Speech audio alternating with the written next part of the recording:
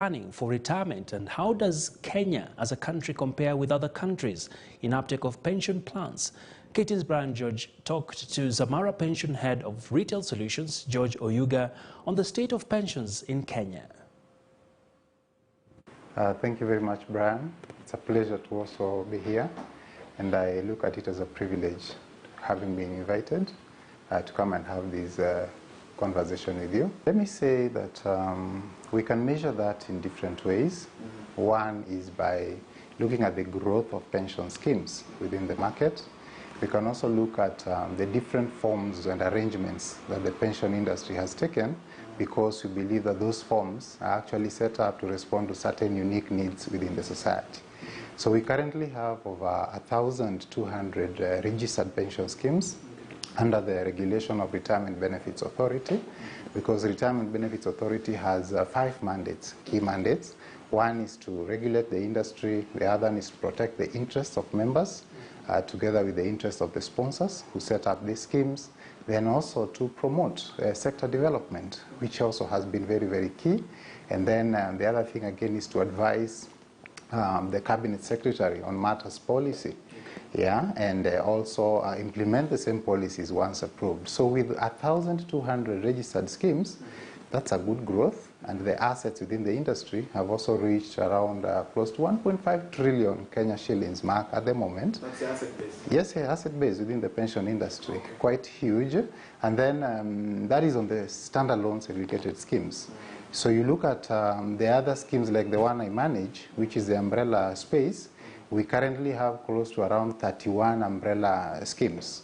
But I'm happy to note that we at Zamara Fanaka Retirement Fund, we control the largest stake within the market, close to 35 billion Kenya shillings in asset base, and over 200 participating employers. So there are also other arrangements like the personal pension plans, currently in the market, around 40 of them registered, all of them with numbers and serving a diverse needs within the population. So that tells you that the uptake is not where we really want it to be, but relatively, it's a good step. People plan their retirement with their children. The children looked at as they're looked at as an investment, which I think misses the mark. Why? Because currently, for me and you at our age, we know this thing called family planning has caught up with us. The moment you're calling someone for the 3rd baby shower, they're also looking at you like, Brian, really? The 3rd one, But that was different during our fathers' and forefathers' times. They could have a good number of children and the like, and also based on other things like, for example, maybe the life expectancy then was a challenge because medical access was also limited. Today, when they say life expectancy is at around 60 or so, it is life expectancy at birth. Chances are that me and you will live longer, compared to how things were before. So that is one myth. People should not plan with their children as their retirement plan. That will backfire. Yes. Then the other thing again is looking at how long we take before we start families. People are settling at around age 30, 35 there and the like. So if your retirement age in a scheme maybe is around 55, it means by the time you're starting your family at 35, your firstborn child will be 20. With our system of education, there's another 4-5 years to go before, And again, there's no promise that they finish school like this and they get a job, Exactly. So there are chances that you will have a retired person in a household who has finished working, jobless, and who is also a dependent. If you were to be enlisted in a pension scheme, it comes with very many benefits. Most of them are already entrenched within the legislation, but then others now are specific to the service provider that you actually go for. A good example would be the safety of benefits. The safety of benefits, in what we call in industry lingo as vesting, means that when your contributions are into the scheme, they are yours from the time that they arrive into the scheme. That is immediate vesting. So that is your money. So that makes it safer for you, because what has left the hands of the employer then becomes yours from the word go. Then the other benefit will be on tax savings. Why? Because when you are in a registered pension scheme, there is a level of contributions that will not be subjected to tax at the point where you are contributing. Because we operate a system called exempt at contribution, exempt at investments.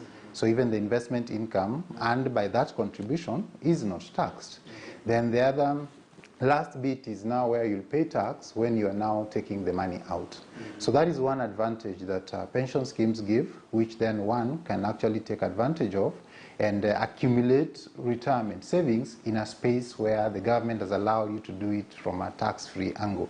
And this threshold is 20,000 Kenya shillings per month. So that means the first 20,000 Kenya shillings per month is not taxed at pay as you earn. So if you earn 100,000, for example, and 20,000 is going into the scheme, then it means your pay as you earn will be calculated on the 80,000 as opposed to the 100. Another benefit would be access to knowledge, which you could otherwise not access because you are in a pension scheme.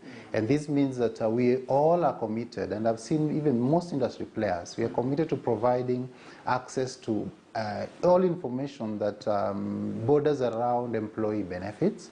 So one is able to also learn more around many things. Then the other thing again is when your money is in the scheme, you also take advantage of economies of scale. There are certain investments out there which you and me may not have accessed, but because you are in ZFRF, for example, a 35 billion fund, then now you can say, at least I know part of my money is in that mega project that ZFRF is doing, part of my money has now accessed government securities and the like and so on. Then the opportunity to also consolidate benefits, because people change jobs, and many times you'll find that the employer who currently does not want to pay you everything because the law says what you are saving with them, you can only access a portion of it, then it means that unless you prove to them that you are taking this money from them to another registered pension scheme, it will not be accessible to you until you get to retirement age. So that's another benefit that people are getting. And then currently we have the space opening up. Now we are allowing one to even buy a residential house. All right, Martha's Pensions there, making an interesting conversation on just our next area of focus, which is also linked to pension, and this is savings. I'm now joined by Mr. Michael Kungu, who is the head of retail sales and personal banking at the Kenya Commercial Bank. Thank you for joining us. Interesting indeed that our savings has